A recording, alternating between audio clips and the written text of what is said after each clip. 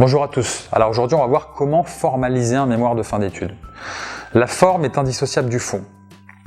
À une différence près, c'est que la forme est une partie qui, en règle générale, se vérifie et se réalise assez rapidement par rapport au fond, qui est beaucoup plus chronophage, puisque le fond, c'est vraiment le contenu, les idées, ce que vous allez développer.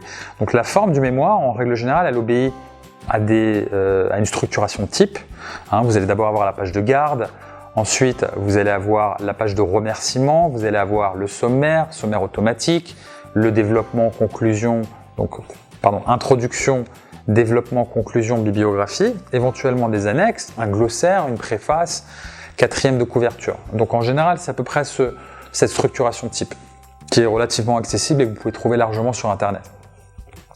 Ceci étant dit, une formalisation de qualité, c'est une formalisation qui rend le mémoire agréable à lire. Il faut avoir un équilibre, c'est-à-dire ne pas trop optimiser, on va dire, la lisibilité du document, notamment à travers des schémas qui sont souvent les bienvenus, mais on va tâcher à garder un équilibre illustration, bloc de texte. Il y a des polices d'écriture qui sont plus lisibles, il faut avoir une interligne 1.5, il faut rendre le texte le plus agréable à lire, c'est-à-dire le moins énergivore pour le lecteur, c'est-à-dire que le lecteur doit lire avec plaisir le mémoire, et une bonne formalisation va contribuer à améliorer la lisibilité, à retenir l'information essentielle et à prendre du plaisir tout simplement dans la lecture de votre mémoire. Donc on va veiller à garder un équilibre au niveau des graphiques, des schémas et des blocs de texte. Il faut toujours qu'il y en ait pour permettre au lecteur d'accéder rapidement à l'information essentielle, sans en faire trop pour éviter l'effet sapin de Noël, c'est-à-dire beaucoup de couleurs, beaucoup de graphiques, etc. Donc ça, c'est quelque chose que vous pouvez évaluer en essayant de le faire relire à quelqu'un d'autre, déjà à votre tuteur, qui va vous dire éventuellement avec un regard externe ce qu'il en pense. Au-delà de cela, quand on parle de forme sur un mémoire, ce qui est absolument indispensable de retenir, c'est qu'il faut avoir une relecture pour éviter toute faute d'orthographe. Votre mémoire va se lire en 2-3 heures, si on le lit attentivement.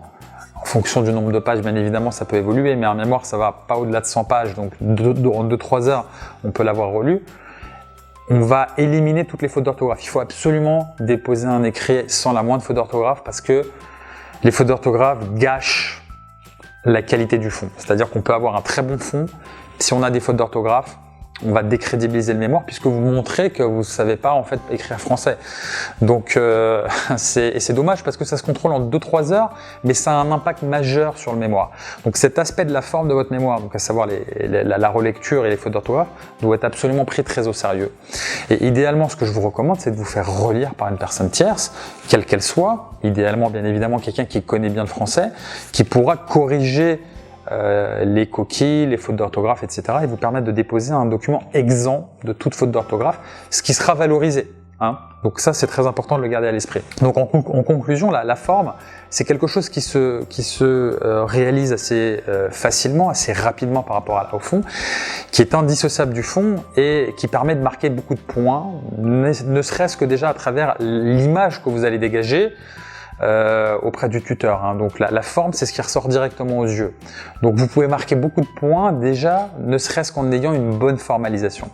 Je vous invite également à consulter d'autres mémoires, voir ce qui a été fait, et ça vous permettra de voir ce qui marche, d'imiter les meilleures techniques de formalisation que vous avez pu retenir, que vous avez pu voir à travers d'autres mémoires que vous pouvez trouver publiées sur Internet.